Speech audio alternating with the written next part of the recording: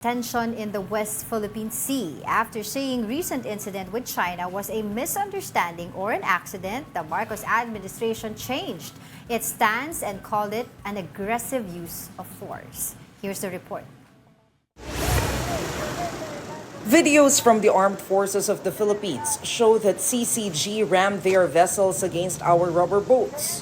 They also punctured our boats, stole our weapons, and threw tear gas to our troops. Still, the Marcos administration initially downplayed the incident. Well, this was probably a misunderstanding or an accident. We are not yet ready to classify this as an armed attack. But after an investigation into the incident, the Marcos administration retracted its initial statement and declared the incident as an aggressive use of force. It was not a misunderstanding or an accident. It was an aggressive and illegal use of force. It is a deliberate act of the Chinese officialdom to prevent us from completing our mission. When asked about the change of tone about the incident, Defense Secretary Gov't said this. That was a preliminary assessment at the time, but after the trip of the President to Palawan, nag-firm up na yung conclusion na talagang deliberate incident. Still, National Security Advisor Eduardo Año insisted that the incident can't be considered as an armed attack. This means that we can't use our mutual defense treaty with the U.S. yet. The palace also decided to withdraw its initial plans of publicity announcing the schedule of our resupply mission to BRP Sierra Madre. Security experts said it is understandable why the administration was changing their position regarding the incident. Kasi mahirap na makipagsabayan sa init ng ulo ng China. I think that this time around, they were able to see the bigger picture of it. Dito makikita natin na ganun talaga yung laro pagdating sa diplomasya. Minsan, hindi diretsuhan yung salita. We could see na very complex din yung sagot.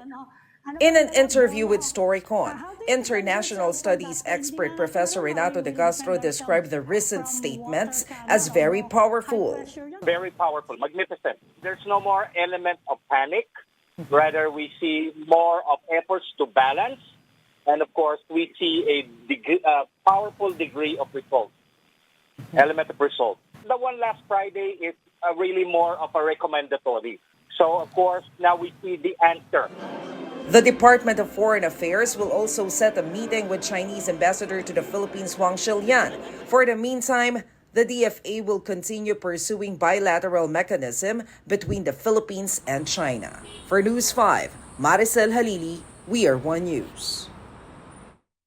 Nako, malaking tawag dito, press con yan yesterday na ginawa nga ni DFA Secretary Gov't to clarify from the initial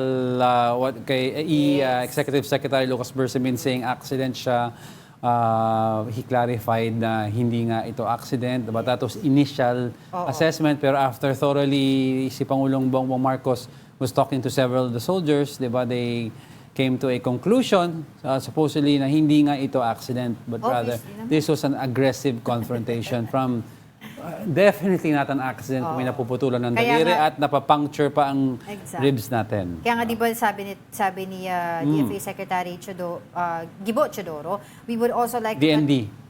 DFA. Gov't Chodoro?